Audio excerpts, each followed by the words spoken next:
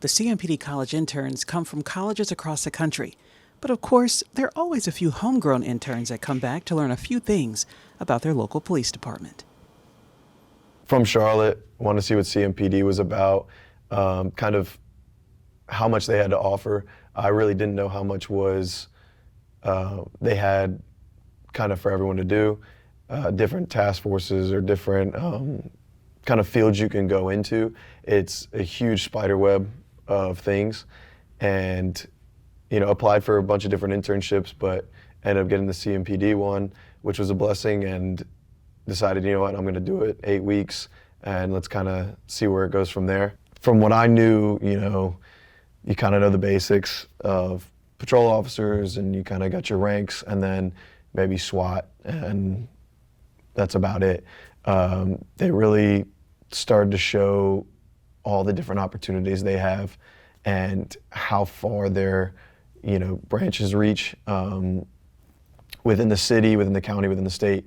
And it really opened up my view of, oh wow, this is something a lot bigger than I thought. And especially the way they've interacted with the community, with the officers and everyone I've seen, it's a lot more positive. It's a lot more almost like that, like all the officers here, they're human. They're just like all of us. They mess up sometimes, yes, but they realize their mistakes. They want to fix them. They're actively learning, and a lot of them really show that true servant leadership throughout every day of their job. The interns start off week 6 with a few ride-along debriefs. They use Monday mornings to talk about what they see on the streets every Thursday and Friday. On these weekly rides, they get a real look inside the day-to-day of a CMPD officer. So then that Friday night, they both texted me, I think I'm going to head out a little early. And I was like, okay.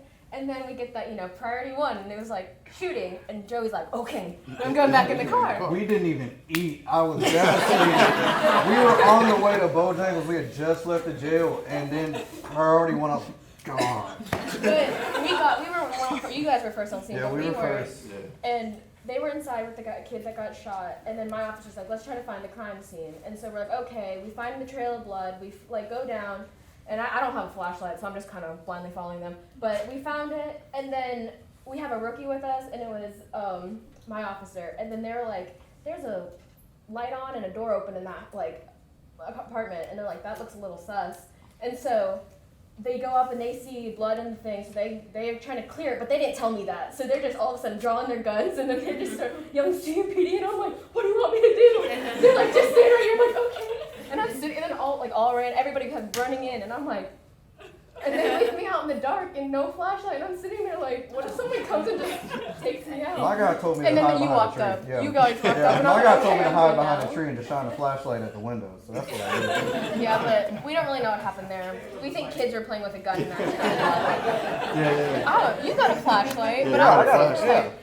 Yeah. I was terrified for my life for a minute. I didn't know what was going on when we got there because I just started walking through the woods because we started walking behind him, and we're just following him. And then he kind of turns around and just goes, and just and so we all walk all the way around, and then I see you just standing there. You just But we stayed an hour after, so that was our one day that It's had like something midnight, happen. and I still didn't eat. We do eat though. Yeah. We eat Oh, yeah. a lot. Great. We eat like twice a shift. Have you Yeah. guys been to the taco place on Independence? Yes. Yes. Which one? Yes. Taqueria Wait. number 1. Adams took me to Oh that. no, Oh, we did. we went to 2 others. Oh, okay. Between I them. recommend. It's like the border between our divisions. I recommend it. It's Yeah, really our good. officers are really nice. Yeah, They always between- they let me go home because I live in Providence Division, but we're bordered, so they're like, we can drive you home and get you your food. I was like, okay, and so they're really nice. Between, what is it, halal and sushi. The and- halal? Yeah. Yeah. Sushi, tacos. Tacos, Yeah. Tony's, hibachi, yeah. I got Italian ice. Everything. Italian. Growing up in team sports and doing Air Force ROTC for a time, you find positive atmospheres that everybody has this common goal and they want to grow together. And that's something that I've seen here that I've loved and I really had a hunger for and wanted again was, within our intern group and even within the officers, whether it's our division or at the academy, they all want to better each other. They want to better themselves. They have a common goal. common morals. They want the best for each person, and they push each other to that. They keep each other in check, and they motivate each other, and they help each other out, whether it's with their family, their faith, their friends, like just outside of the department, and they're always there for them. With Thursday and Friday being dedicated to ride-alongs, that leaves Monday through Wednesday to learn more about the department without being out on the street. That includes a trip down to the range to learn more about the weapons officers carry daily and the training they get with them. So I'm going to start on one side, way over here, tight against this wall. But when I do that, I can see this tiny slice of the room. That's why it's called slicing the pie.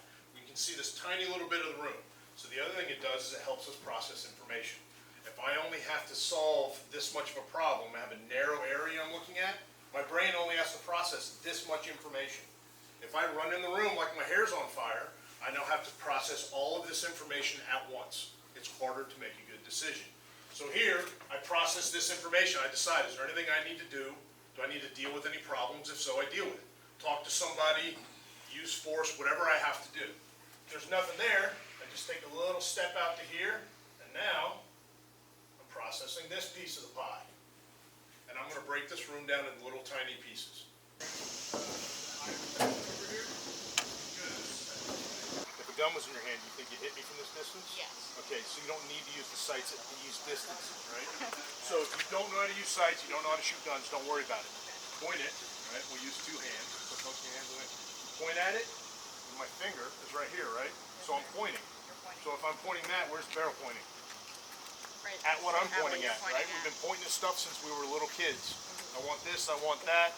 You point at it, and then you press the trigger. I really should. You actually don't need them on top. You got glasses, you'll be okay.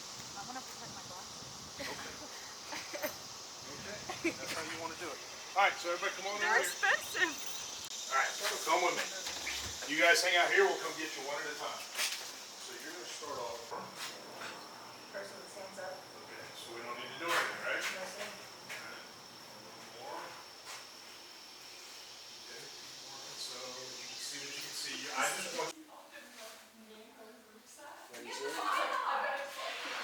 Okay.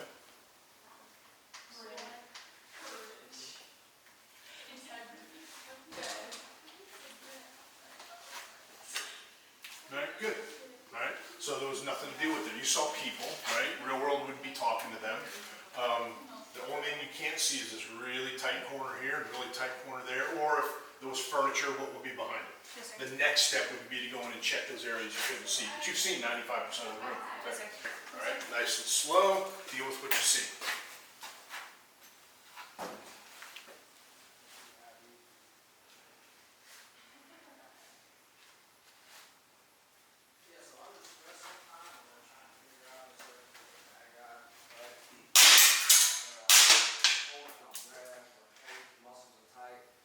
Finger off the trigger, there you go. All right, good. I will take that. Good job. You made all the right decisions. You shot at what should be shot at. You didn't shoot anything that shouldn't have. Good. So you're just going to slowly work your way across. Looking past here right now, you should be able to see a tiny little bit of the room, and you're just going to keep taking little pieces of the room at a time. Okay. All right? I can shoot if I. If you see a threat, you can shoot. Get your finger off the trigger though, because we don't want to be surprised. You're good. Okay. Hang on. Let's stop it. Oh, wait. Why'd you shoot in the left? I don't know. Yep. Right? Yep. That's how mistakes get made, right? So we need to make sure. That's what you were actually going pretty fast too, right? Take your time. Because your brain, your brain was still dealing with this when you saw that. Your brain didn't get time to change gears. You were thinking, guy's got a gun, shoot it, and then you saw another guy holding on to something, and your brain said, same thing. Yep. You need to slow down so you have time to change, allow your brain to change gears. All right? Abby, who did you shoot? Maybe not a bad guy. Did you shoot the guy with the screwdriver? Yeah.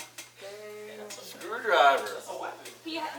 He had the screwdriver, but he looked like he was just like about to do something, like he just had it in his hand, so I didn't shoot him. He was about to unscrew something and you shot him. I didn't shoot him. Oh. Abby did. Abby shot him. Abby.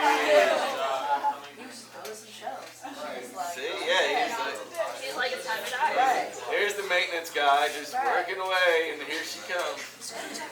I loved the camaraderie and all of my fellow interns and Officer Purdy, Officer Embry, Captain Barry, just being there throughout the whole time, helping us learn, teaching us, motivating us with everything, whether it's PT, in the classroom, studying, taking us to different areas of the department that you wouldn't see if you were on the outside of it.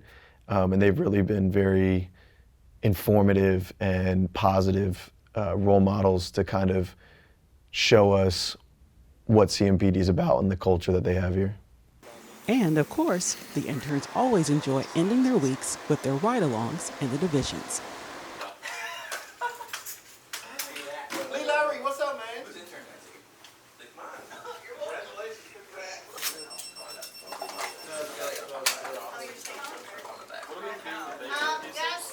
Yeah. Okay. I'll put in a special request. Let's do it.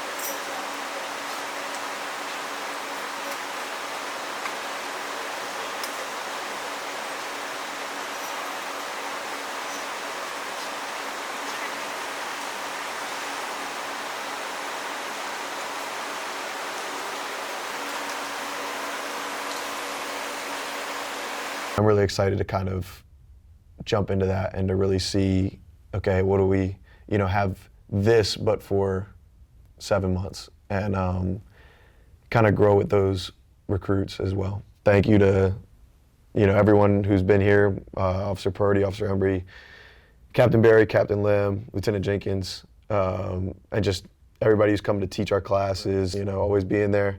But just a thank you to all of them. They really set a positive outlook for all of us. We always talk outside of it, to kind of have a very great summer, great internship, great atmosphere.